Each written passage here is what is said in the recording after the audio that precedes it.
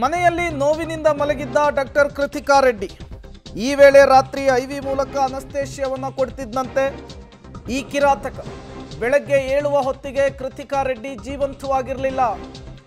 Injection ಪವರ್ಗೆ ಕೋಮಾಕ್ಕೆ ಹೋಗಿರ್ತಾರೆ ಕೃತಿಕಾ ರೆಡ್ಡಿ. ಮಲಗಿದ್ದ ಜಾಗದಲ್ಲಿಯೇ ಸಾವನ್ನಪ್ಪಿರ್ತಾರೆ ಕೃತಿಕಾ. ಈ ವೇಳೆ ರಾತ್ರಿ ಕೃತಿಕಾ ಜೊತೆಯೇ ಮಹೇಂದ್ರ ಮಲಗಿದ್ದ ಅನ್ನೋದು ಗೊತ್ತಾಗ್ತಾ ಇದೆ. ಸಾವಿನ ಸುದ್ದಿ ಕೂಡ ಗೊತ್ತಾಗೋದು ಮಹೇಂದ್ರನಿಗೆ. ಕೃತಿಕಾ ರೆಡ್ಡಿಯ ತವರು ಮನೆಯಲ್ಲಿ ಇದ್ದಂತಹ ಸಂದರ್ಭದಲ್ಲಿಯೇ ಈ ಸಾವಾಗುತ್ತೆ. ಮೊದಲು ಈತ ನೋಡಿ ಬೆಡ್ರೂಮಿನಿಂದ ಚೀರ್ಕೊಂಡು ಹೊರಗೆ ಬರ್ತಾನೆ. ಅದಾದಮೇಲೆ ಸಾವಿನ ವಿಚಾರ ಎಲ್ರಿಗೂ ಗೊತ್ತಾಗುತ್ತೆ. ಮತ್ತಷ್ಟು ಡೀಟೇಲ್ಸ್ ಅನ್ನು ಕೊಡ್ತಾರೆ ನರಸಿಂಹಮೂರ್ತಿ. ನೇರ ಸಂಪರ್ಕದಲ್ಲಿ ಜಾಯಿನ್ ಆಗಿದ್ದಾರೆ. ನರಸಿಂಹಮೂರ್ತಿ, ಈ ಕಿಲ್ಲರ್ ಡಾಕ್ಟರ್ನ ಕರಾಳ ಮುಖಗಳು ಪೊಲೀಸರ ಇನ್ವೆಸ್ಟಿಗೇಷನ್ನಲ್ಲಿ ಒಂದೊಂದಾಗಿಯೇ ಹೊರಬರ್ತಾ ಇದೆ. ಇನ್ವೆಸ್ಟಿಗೇಷನ್ ಹೇಗೆ ಸಾಗ್ತಾ ಇದೆ, ಅನಸ್ತೇಶಿಯಾ ವಿಚಾರಕ್ಕೆ ಸಂಬಂಧಪಟ್ಟಂತೆ ಏನೆಲ್ಲ ಡೀಟೇಲ್ಸ್ ಸಿಗ್ತಾ ಇದೆ ಅಂತ? ಪ್ರೇಮ್, ಮಾರತ್ಹಳ್ಳಿಯ ಡರ್ಮಟಾಲಜಿಸ್ಟ್ ಡಾಕ್ಟರ್ ಕೃತಿಕಾ ರೆಡ್ಡಿ ಸಾವಿನ ಸಂಬಂಧ ಇದೀಗ ಪೊಲೀಸರು ವಿಚಾರಣೆಯಲ್ಲಿ ಒಂದಷ್ಟು ಅಂಶಗಳನ್ನು ಆರೋಪಿಯಿಂದ ಬಾಯ್ಬಿಡಿಸುವ ಕೆಲಸವನ್ನು ಮಾಡಿದ್ದಾರೆ. ಈತ ಕೃತಿಕಾ ರೆಡ್ಡಿಯ ಪತಿ ಡಾಕ್ಟರ್ ಮಹೇಂದ್ರ ರೆಡ್ಡಿ ಏನಿದ್ದಾನೆ, ಈತ ಹೆಂಡತಿಯನ್ನು ಕೊಲೆ ಮಾಡುವ ಉದ್ದೇಶದಿಂದ ಮೆಡಿಕಲ್ ಸ್ಟೋರ್ಗೆ ಹೋಗಿ ಈ ಪ್ರೋಫೋಫೋಲ್ ಅಂತೇಳಿ ಇದು ಅನಸ್ತೇಶಿಯಾ, ಈ ಅನಸ್ತೇಶಿಯಾವನ್ನು ಖರೀದಿ ಮಾಡಿರ್ತಾನೆ. ಸಾಮಾನ್ಯವಾಗಿ ಮೆಡಿಕಲ್ ಸ್ಟೋರಲ್ಲಿ ವಿತೌಟ್ ಪ್ರಿಸ್ಕ್ರಿಪ್ಷನ್ನು ಅಥವಾ ವೈದ್ಯರ ಸೂಚನೆ ಇಲ್ಲದೆ ಕೊಡುವಂತಿಲ್ಲ.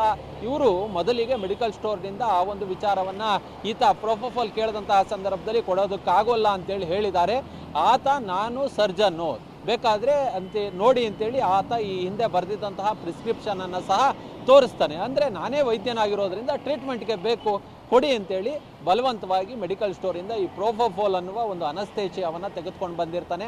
ಅದಾಗಲೇ ನೋವಿನಿಂದ ಒದ್ದಾಡ್ತಿದ್ದಂತಹ ಹೆಂಡತಿಗೆ ಕಾಲಿಗೆ ಈ ಐವಿ ಮುಖಾಂತರ ಈ ಒಂದು ಪ್ರೋಫೋಫೋಲ್ ಇಂಜೆಕ್ಷನ್ ಏನಿದೆ ಅದನ್ನು ಇಂಜೆಕ್ಟ್ ಮಾಡ್ತಾನೆ. ಆ ಪ್ರೋಫೋಫೋಲ್ ಆಕೆಯ ದೇಹಕ್ಕೆ ಹೋದಂತಹ ಸಂದರ್ಭದಲ್ಲಿ ಆಕೆ ಪ್ರಜ್ಞಾಹೀನಳಾಗ್ತಾಳೆ.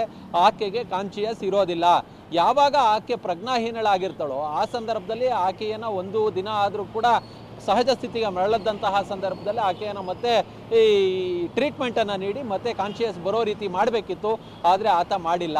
ಹಾಗೆಯೇ ಆಕೆ ಸಾವನ್ನಪ್ಪಿದ್ದಾಳೆ. ಮತ್ತು ಇಡೀ ರಾತ್ರಿ ಆಕೆಯ ಪಕ್ಕ ಕೂಡ ಇದ್ದ ಅನ್ನೋದು ಇದೀಗ ಪೊಲೀಸರ ತನಿಖೆಯಲ್ಲಿ ಲಭ್ಯವಾಗ್ತಿರೋದು. ಮತ್ತು ಈ ಪ್ರಕರಣದಲ್ಲಿ ಇದೀಗ ಮೆಡಿಕಲ್ ಸ್ಟೋರ್ ಸಿಬ್ಬಂದಿ ಮತ್ತು ಮಾಲೀಕರೇನಿದ್ದಾರೆ ಅವರನ್ನು ಪ್ರಮುಖ ವಿಟ್ನೆಸ್ ಆಗಿ ಮಾಡಿಕೊಂಡಿದ್ದಾರೆ. ಮತ್ತು ಈತನನ್ನು ಮೆಡಿಕಲ್ ಸ್ಟೋರ್ ಬಳಿ ಕರೆದೊಯ್ದು ಮಹಜರ್ ಪ್ರಕ್ರಿಯೆಯನ್ನು ನಡೆಸುವ ಕೆಲಸವನ್ನು ಕೂಡ ಮಾಡಿದ್ದಾರೆ. ಅಲ್ಲಿಗೆ ಇಂಟೆನ್ಷನಲಿ ಈತ ಈ ಒಂದು ಪ್ರೋಫೋಫೋಲ್ ಅನ್ನುವ ಈ ಒಂದು ಅನಸ್ತೇಶಿಯಾ ಇಂಜೆಕ್ಷನನ್ನು ಕೊಟ್ಟು ಹೆಂಡತಿಯನ್ನು ಸಾಯಿಸಿರೋದು ಇದೀಗ ಪೊಲೀಸರ ತನಿಖೆಯಲ್ಲಿ ಬೆಳಕಿಗೆ ಬಂದಿದೆ. ಪ್ರೇಮ್, ಓಕೆ ನರಸಿಂಹಮೂರ್ತಿ, ಹಾಗೆ ಸಂಪರ್ಕದಲ್ಲಿರಿ, ಮತ್ತಷ್ಟು ಡೀಟೇಲ್ಸ್ ನಿಮ್ಮಿಂದ ಪಡಿತಾ ಹೋಗ್ತೀನಿ.